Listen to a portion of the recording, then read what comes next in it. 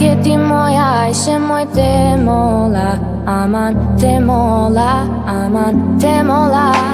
Ti te mola, shkoj she moj te mola, aman te mola.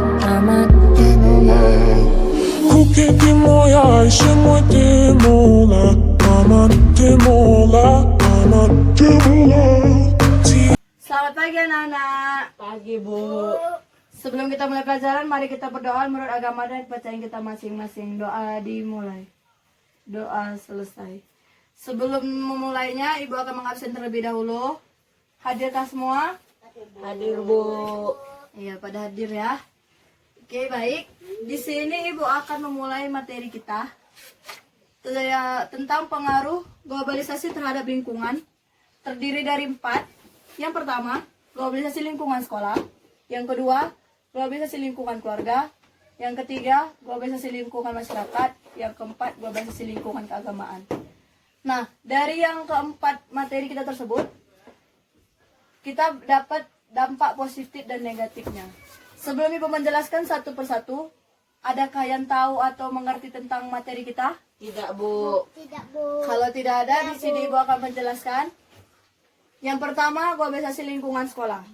Pengaruh terbesar akibat globalisasi lingkungan sekolah, yaitu siswa memiliki sifat individual atau rasa sosial kurang berkembang, seakan-akan sosial tidak penting lagi. Contoh dampak positifnya, seperti gambar berikut bisa dilihat. Bisa, Bu. Membantu bersama teman membersihkan lingkungan sekolah. Kalau dampak negatifnya itu, kalau boleh tahu apa? Ada yang tahu? Tidak, Bu. Kalau dampak negatifnya itu seperti bolos sekolah atau tidak mengerjakan tugas di rumah. Nah, yang kedua, globalisasi lingkungan keluarga. Globalisasi lingkungan keluarga yaitu adalah interaksi antara orang tua dan anak. Pentingnya peran orang tua dan anak seperti contoh berikut. Ini bisa dilihat Bisa, Bu. contohnya. Orang tua memberi pengaruh baik terhadap anak. Kalau dampak negatifnya, bila orang tua tidak memberi pengaruh baik terhadap anak, maka anak akan menjadi melawan kepada orang tua dan berbuat kejahatan. Yang ketiga, globalisasi lingkungan masyarakat. Globalisasi lingkungan masyarakat itu berbagai kegiatan serta arus pergerakan. Nah, kita bisa lihat di sini contohnya. Dampak positifnya itu memudahkan berbagai kegiatan masyarakat serta arus pergerakan barang dan jasa menjadi lebih mudah dan lancar. Kalau dampak negatifnya itu, kesenian tradisional kurang diminati golongan muda dan hubungan keluarga menurun. Nah, yang keempat itu globalisasi lingkungan keagamaan.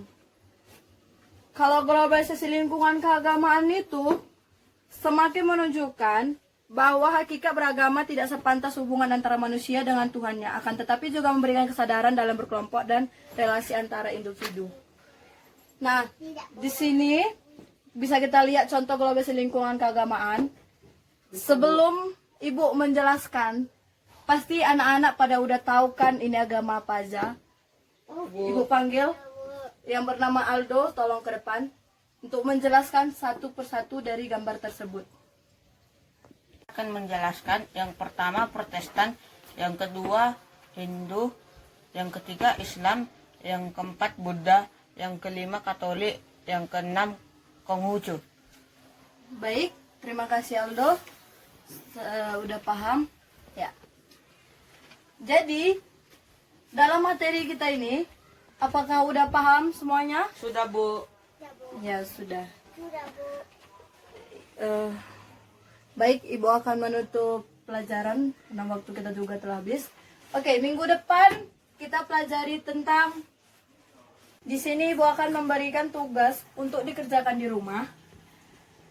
Cari materi yang berbeda dari 4 materi Ibu tersebut dan jelaskan dampak positif dan negatifnya, tapi masih dengan pengaruh globalisasi terhadap lingkungan, masih dengan materi kita. Nah, baik, kerjakan di rumah. Minggu depan kita kumpul. Ibu akan menutup pertemuan kita. Terima kasih telah mengikuti pelajaran Ibu hari ini. Selamat pagi anak-anak. Sekian dan terima kasih.